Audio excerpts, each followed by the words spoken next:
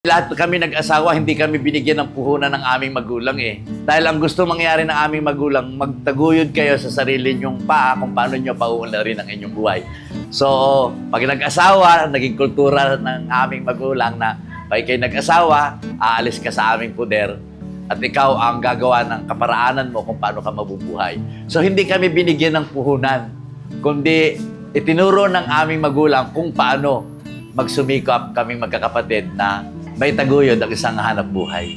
Ang kagandahan po sa namanang negosyo, ito po ay hanggat tumatagal at gumaganda ang negosyo na tumatagal na katulad dito 71 years, umaabot na hanggang 5th generation na ipapamana, napapakinabangan pa ng inyong angkan hanggang sa kaapu-apuhan.